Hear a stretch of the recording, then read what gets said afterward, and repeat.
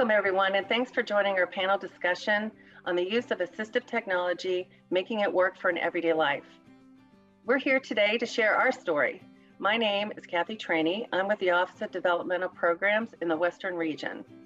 Joining us today, Carla Schuler and Danielle Perino from Mercer County Behavioral Health Commission.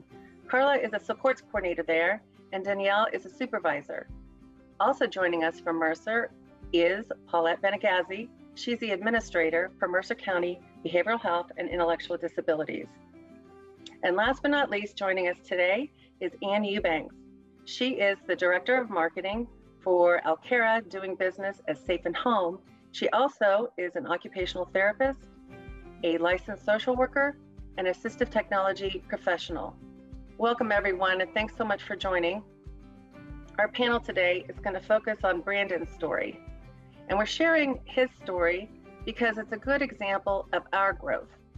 When we started the path and the use of assistive technology for Brandon, we really didn't know anything about how to use it, what it is exactly, and how to list it in ISP and the rest of it.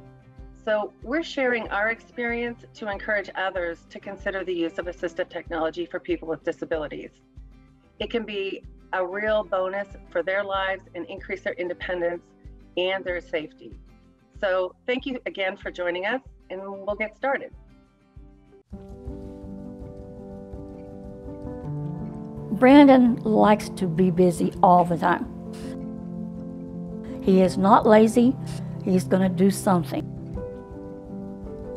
He loves to draw, put puzzles together. He does love to walk, and his pedometer, he's got to make his 10,000 steps every day.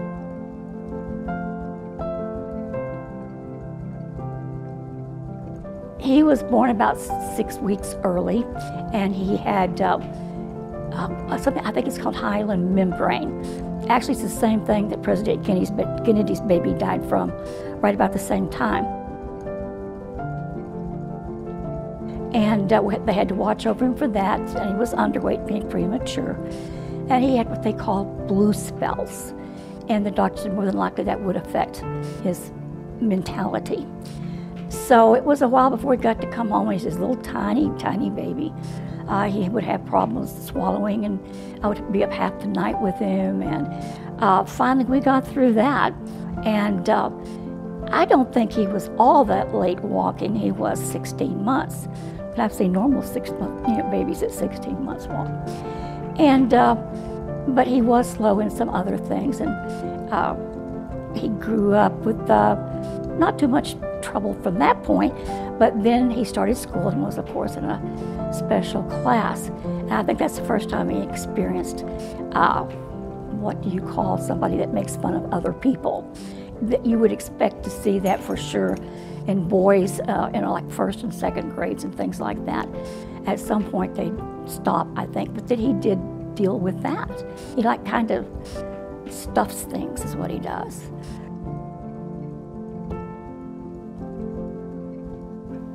And with constant encouragement, Brandon finally learned his multiplication tables. I was quite surprised that he did, and it shows me that if he wants to do it, he can do it, and if he wants to do it, you're not stopping him. So he's got a personality that is both sweet and kind, but also, I shall not be moved. I want to be independent. I live with Mom on Hamburger Road, big house. How long ago did you move from your house to here? About a year, almost. I like to live in an apartment by myself. I like to be independent. When I first found out that Brandon was going to be needing to move into his own place, I talked to my supervisor about those concerns, and she mentioned remote supports might be a good option for Brandon. So she was able to get more information for SafeinHome, and I was able to contact SafeinHome, set up an assessment that they were able to do for Brandon to see what they might have that would meet Brandon's needs to help keep him safe living independently.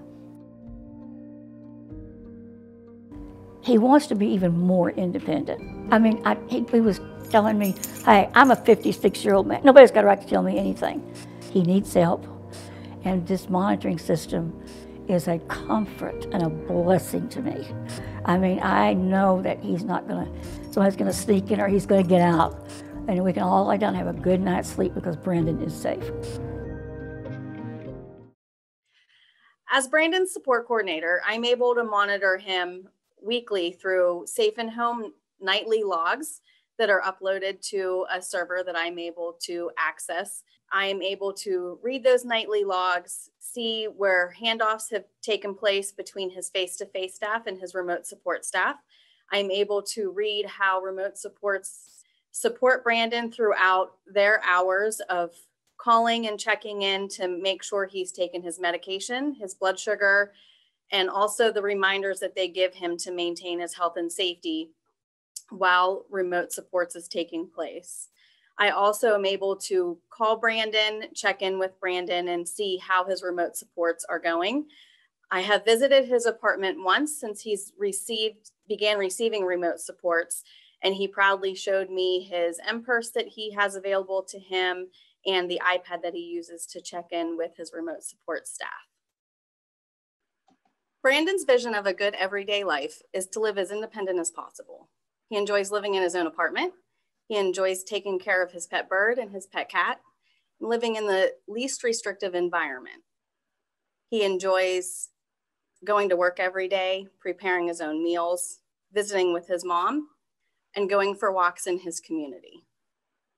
The most important thing to Brandon is to live independently alone, take care of himself, and maintain his health and his safety in the least restrictive environment.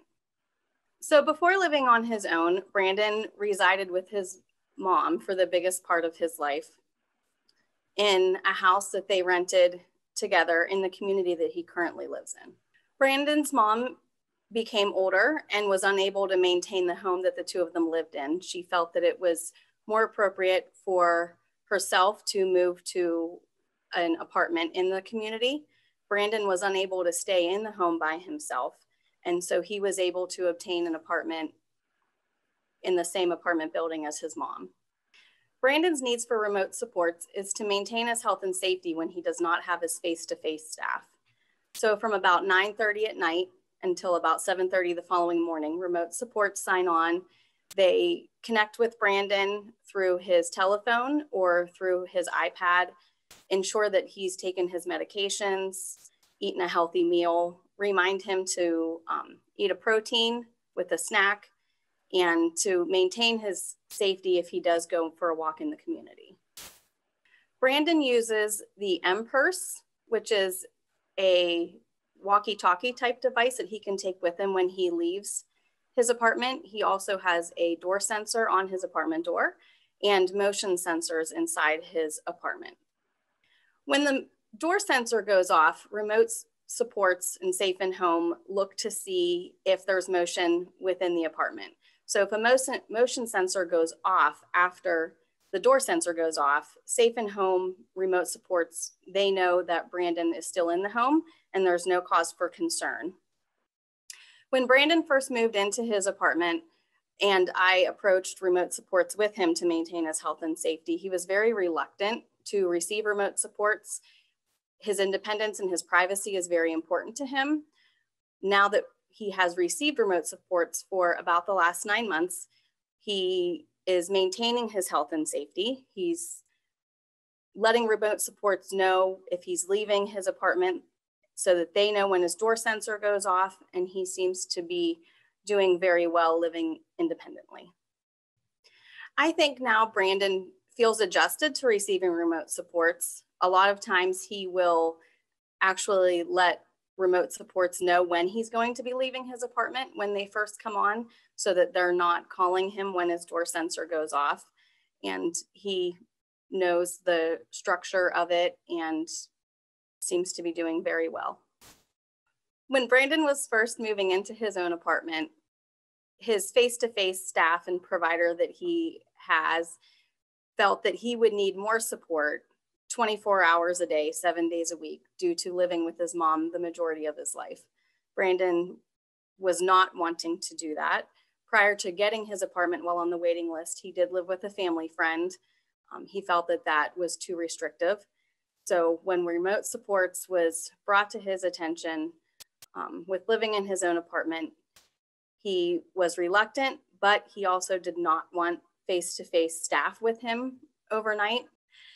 Now that Brandon has been receiving his remote supports, he's showing more self-determination, independence, and advocating for himself to let people know what is important to him.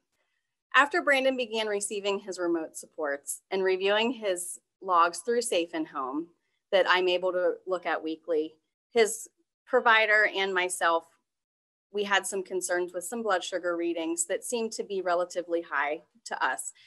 There were some things that I felt that I needed to be able to see in his logs that we weren't seeing.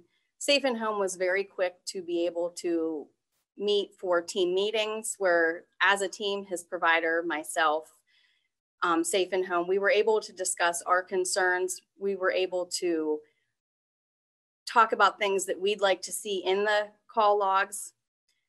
I'm able to see those in the call logs. I'm able to see that a call tree is being used if his door sensor goes off. We've had a lot of communication regarding his blood sugar levels. SafeinHome reminds Brandon to follow his recommended diet, to, if he's going to eat a sugary snack, to eat a protein. The team has been in discussion with what can best be suited for Brandon to help him advocate for himself, to maintain his health and safety. And through the team meetings, we were able to figure out what we needed, and now everything seems to be going very well.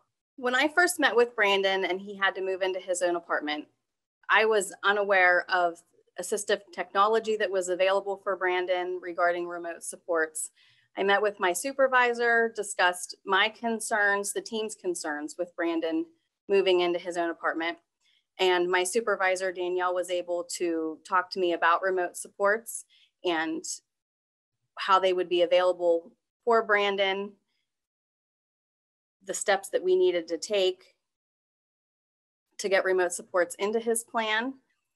And after a lot of team effort, we were able to get remote support started in Brandon's plan. When reviewing the nightly logs from SafeinHome, I was able to see that the door sensors were going off, but there wasn't any follow-up from the door sensor going off. So SafeinHome documented that, and then maybe they would document when the door sensor went off again, which would lead me to believe that Brandon probably came back home, but there was nothing stated what SafeinHome did when that door sensor went off, or if anything was done to help Brandon during that time or to try and get in touch with Brandon during that time. So during team meetings, we were able to discuss where those lapses were in looking at the nightly call logs. With discussion, a call tree was put into place at the beginning of the remote supports. Throughout the time, we couldn't see where that call tree was actually being used. And so with team discussion, SafeinHome was able to adjust their conversations with Brandon when they call in. It's put in place that if the door sensor goes off and there's no movement within the apartment within 15 minutes, they try and reach Brandon using his M-Purse or by calling his cell phone. If they can't get in touch with Brandon during that time, then they utilize the call tree, which was instituted with people who are important to Brandon and who would be able to get in touch with Brandon in an emergency when SafeinHome cannot. Assistive technology is listed twice in Brandon's plan, once for the equipment rental and once for the remote supports billed hourly. Hi, I'm Danielle Perino, and I'm an SC supervisor at the Mercer County Behavioral Health Commission. When I first heard about remote supports in SafeinHome, I had recently had a conversation with Carla about Brandon and his situation moving into a new apartment. So he immediately came to mind about a possibility about introducing this service. We didn't know anything really about remote supports and how it worked, so we weren't sure if this was something that would be able to fully support Brandon. With a little bit I knew about it, I took it to Carla. So when I'd heard that Brandon was moving into his own apartment, Carla and I talked regularly through supervision to try to set him up to succeed. Brandon had never lived on his own before.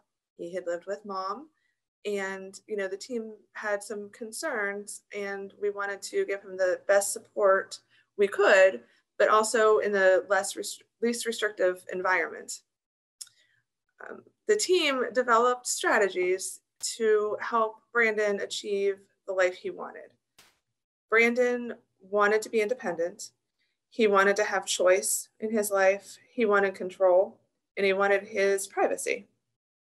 So the team explored opportunities and resources available to enhance Brandon's life and to promote his independence, while also ensuring his health and safety. We knew that Brandon did not want to live in a residential setting with 24-hour staff, but we were also concerned because he had never had the opportunity to live on his own. We didn't know if he would be safe living on his own. So trying to find the right combination of supports, not enough to face-to-face supports to ensure his health and safety, but not to invade his privacy and still have him be as independent as he could. So during Brandon's employment, there are staff with him to ensure that he's getting the task done appropriately, efficiently, and doing the work to the standards of his employer. We realized from the beginning when Brandon applied for the apartment, he was first on a waiting list. So we used the time while he was on the waiting list for the apartment to really get his supports in place, figure out what those supports were going to look like. So when he moved in, we wanted him to be successful from day one. I was not aware of SafeinHome. For the waiver, the service definitions that, we had used assistive technology in other ways, but never through the remote supports. So after a meeting with Paulette Benagazi, she had informed us of SafeinHome and what they did as far as the remote supports and what was available.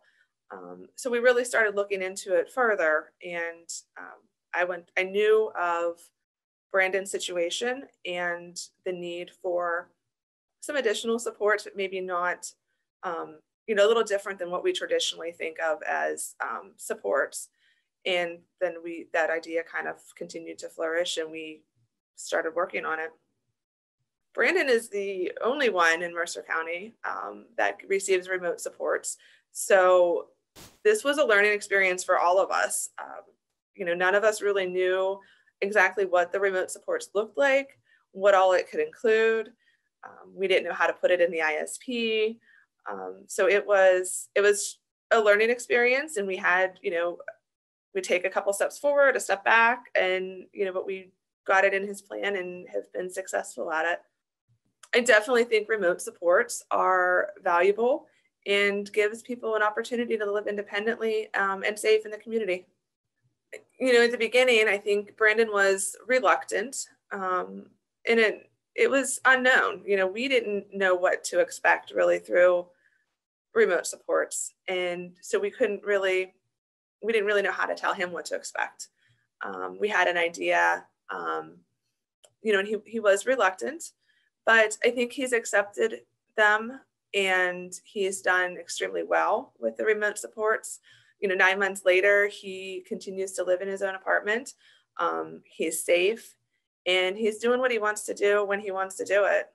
So when we were originally looking at adding the remote supports, we really didn't know how it was going to look in the ISP. We'd never done this before. We weren't sure if it needed to be done as a vendor. Vendor services are typically a one-time and done. Whether it needed to be done under agency of a choice, or how it eventually ended in the ISP as a provider based service. So we had some trial and error there. Also just reading the service definitions and making sure we had all the documentation requirements needed. SafeinHome did an assessment There was a report that they provided to us. There was a cost benefit analysis, showing that the remote supports is more cost effective than having the staff face to face with Brandon in his home. We did the ISP, we had entered it as a vendor. So we had to go back and correct that. Our initial authorization for remote supports was for a 90-day period to allow us to work out some of the glitches and kinks and get the assessments correct. SafeinHome worked very well with us and got us what we needed to then continue the service past the 90 days and meet all the waiver requirements. The hours of support have remained the same since we started. What's being reported is what's being adjusted. Yeah, the only thing that we've adjusted is kind of what's being reported to us by SafeinHome, the level of detail on the nightly reports. There was a moment where you had to convince people to just give it a go. And obviously you were listening to their concerns if they had one, because you might have had the same concerns, but you all had to kind of be vulnerable almost to not knowing exactly what would happen. So do you want to say anything about that? Or maybe those weren't your feelings at all?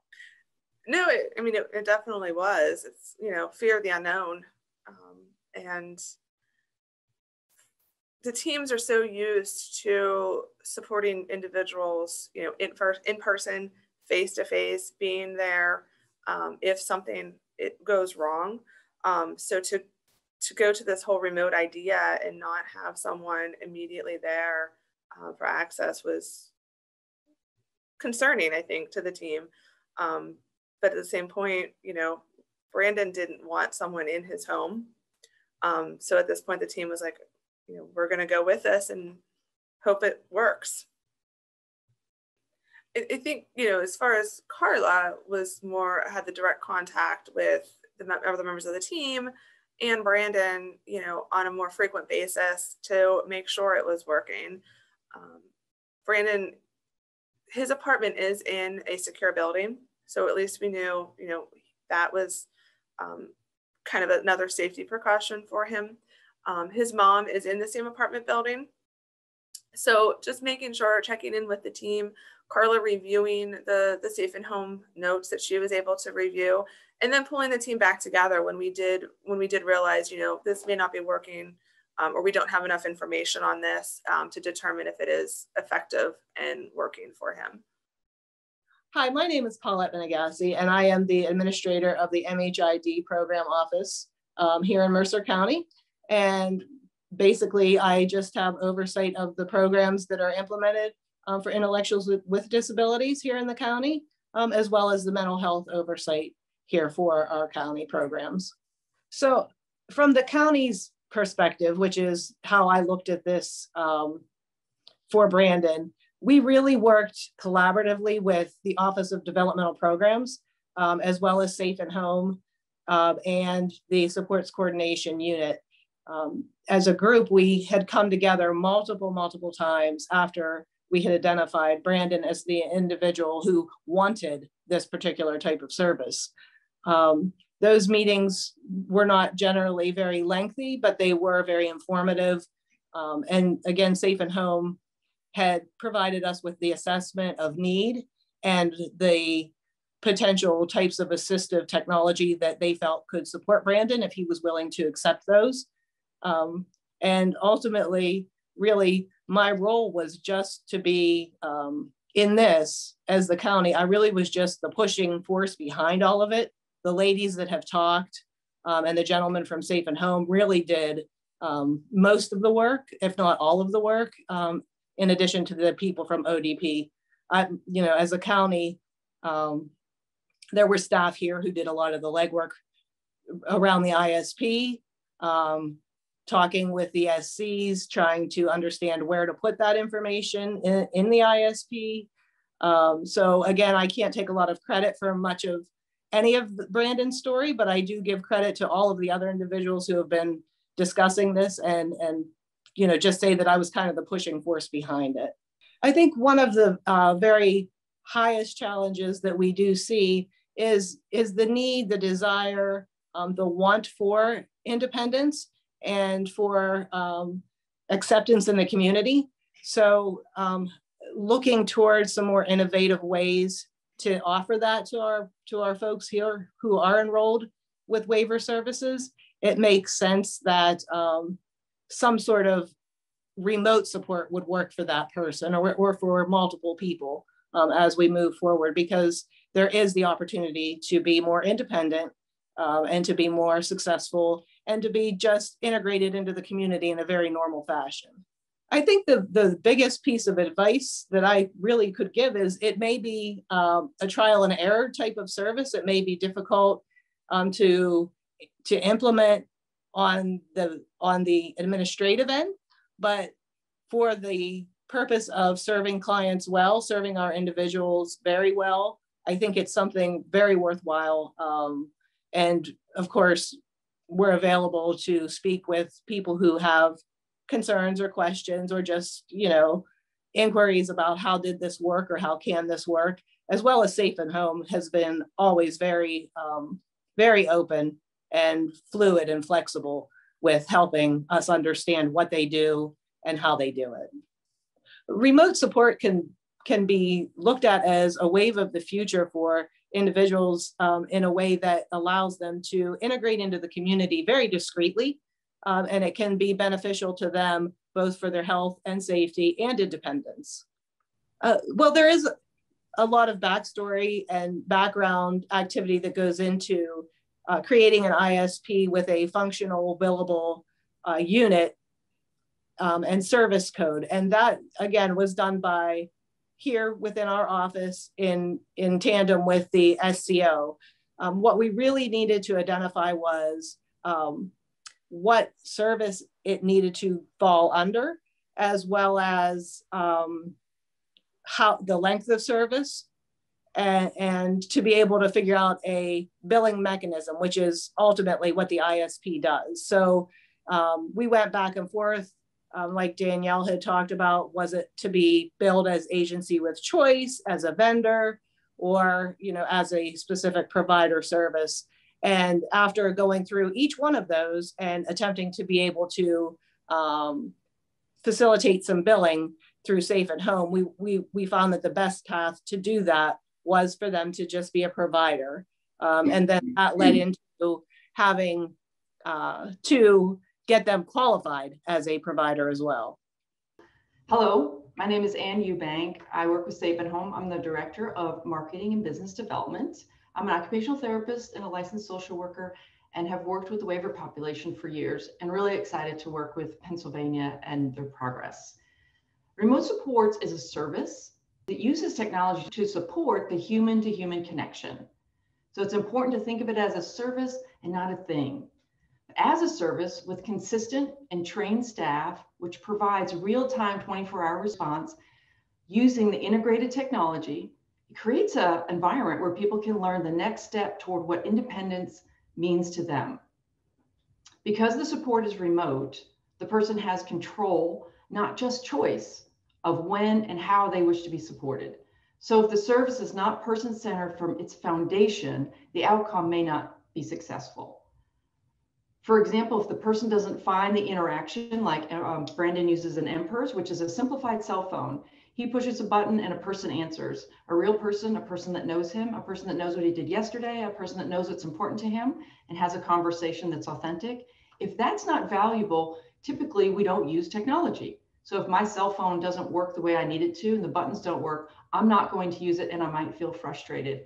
But with remote supports, because it's remote, that person can choose to use that piece of technology. So it has to be important. So the interaction that happens on the tablet, the two-way tablet that happens on through a cell phone or happens through the MPERS must be important to that person and for that person. The beauty of this type of service is that for some people, it may be the first time in their lives they've had this much control in a relationship. With that control, from throughout the hundreds of people that we serve, we see a decrease in anxiety, we see a decrease in frustration, and we see an increase in engagement and decision-making skills. The sensors track daily movements, and it's up to the person how they want to be interacted with. For instance, Brandon decides when SafeinHome just interacts with him. I think he has said if the door sensor is opens and there's no movement in my house, that probably means I've left my house, and you can check in with me. But I probably will check in with you before I leave so that that doesn't happen. In that way, Remote Supports provides least restrictive environment, and it also addresses staffing challenges. So with Remote Supports, there's no late or missed visits, which is fabulous for all the team involved. So when considering Remote Supports and using technology to support that human-to-human connection, it's really important to think about the solution first. And what that means is a solution is I would like to sleep in my house by myself without staff. That's a solution versus I need cameras all over my house to make sure I'm okay. So Remote Supports doesn't stop something from happening. We support an environment of learning so that person it's more accessible. So the person being supported has the choice of when they want to be supported and when they don't. So a solution also would be, an example is I have seizures and I need support around my seizures. That is a solution versus I need cameras and a seizure bracelet to stop seizures. So there's a multi-layered approach for every solution. The solutions are as varied and as unique as the people that we serve, because I will want support differently than someone else. I would like support to come in the morning to help me wake up. Other people are like, I'm fine, I don't need that. I get up by myself fine and I'm ready for work. Other people are like, let me know. I would like support if my back door opens at 3 a.m. Because I sleep through the night. Other people, I get up every night at 3 a.m. Please don't bother me at that time, because that's a normal and everyday pattern for my life. And so that is more of a solution-based versus a gadget-based or a technology-based. The technology changes every day, as we know. This is the 21st century. So SafeinHome vets the latest technology and has over 55 pieces of technology that are integrated. So I'm an assistive technology professional. I do not have every device memorized. I don't need to do a consultation with someone. I would like to know their solution. So an example would be if I'm working with someone that's had a stroke or CVA as an occupational therapist, the first question I'm going to ask the person is, what would you like to do? What is your lifestyle? What's important to you? What I'm not going to show up with is a walker, a cane, a wheelchair, and a reacher and say, here, try these things. The person will be like, why would I need these things? They are simple technology, but really the person isn't really interested in the thing. The person's interested in the solution. Same as you and I are interested in what our cell phones can do for us and connect with us. I'm not super interested that it's plastic, metal, and has glass on it, but I am very interested that I can text my loved ones. The remote support process looks like an in-person consultation that's strength-based, done by the account executive that's local to Pennsylvania. In that consultation, the account executives will review what the person's strengths are and abilities and their next step towards independence and where they want to be supported in their life. What part of the home, what activity, work in the community, and what that is. The proposal will be written with solutions that involve different types of technology and remote support hours, supporting the person's goals that are identified in the ISP. The proposal will then offer language and recommended language that the support coordinator can use in the plan. At that point, the team looks at the proposal, the person, the team, the family, to see if it's a solution they would like, or if they would like to adjust it and go back to SafeinHome and say, ask questions and adjust the plan. He is pretty good as an artist. When he was in school, they said he had artistic abilities. And it didn't mean that he can draw a horse perfectly, but his blending of colors and motion were really good. His favorite thing is to draw cartoon characters. and he does that freehand very well. So that is also a part of what he does in the t-shirt shop.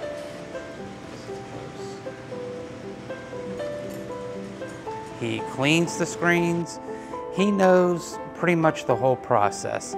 The one part he can't do is the actual artwork like on the computer, but he does draw, and he's designed several shirts.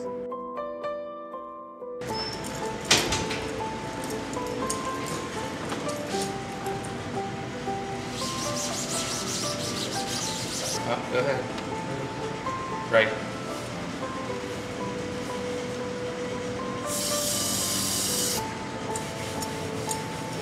Right now he's securing the shirt, and then we check it, make sure it's in the right spot.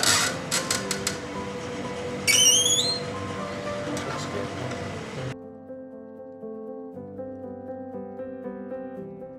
We want all of our individuals to be a part of the community and to be in charge of their lives. And Brandon, he's working at it. You know, he's got some things that we got to work on, but he's getting there. He's getting there where he's starting to really become more independent.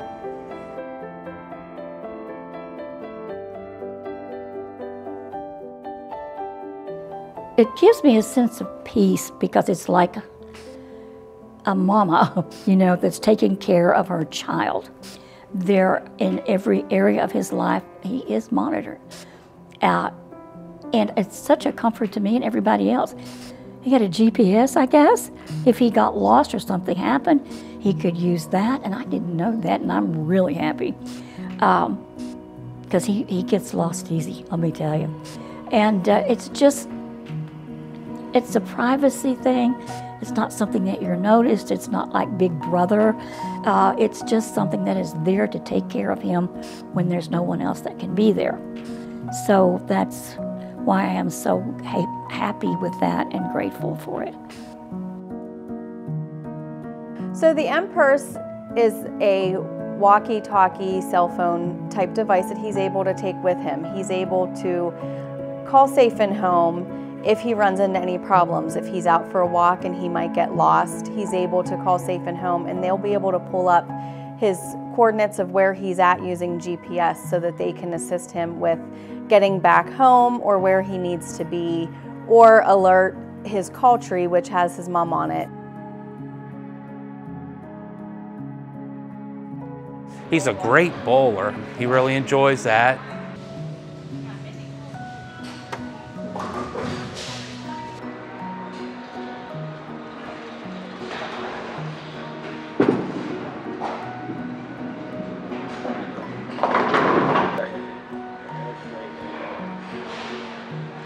I've seen this guy throw 6 strikes in a row.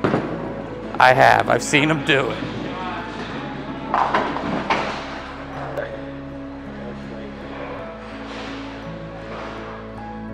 Clean bathrooms, vacuum, sometimes do windows. I take all the trash out afternoon, and I clean the kitchen,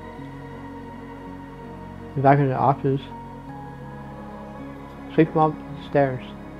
And that's it.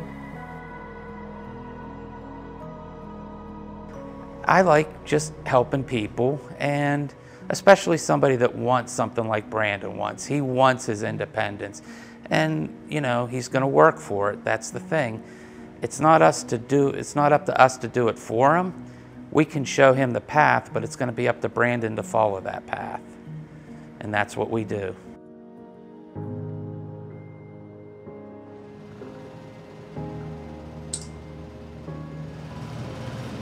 How's it going? Okay. Most of those stories.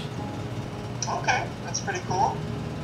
Mm-hmm. What do you got planned for the afternoon, Brandon? Make lasagna, watch TV. Well, I appreciate you checking in.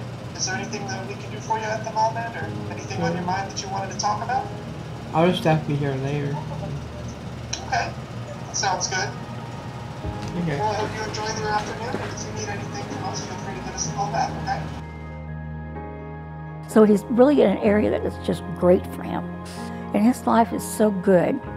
And I thank Whole Life Services for providing all of the staff and all of the things that he needs to live that perfect life. We're all rooting for him and want him to succeed.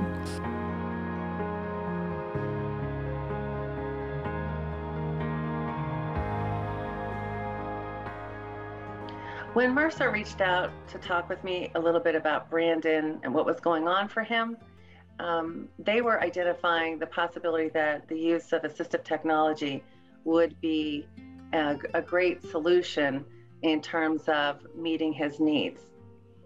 Originally, when they contacted me, there was a sense of urgency and concern for Brandon, his independence, his ability to be successful in a more independent setting, and also a concern around his health.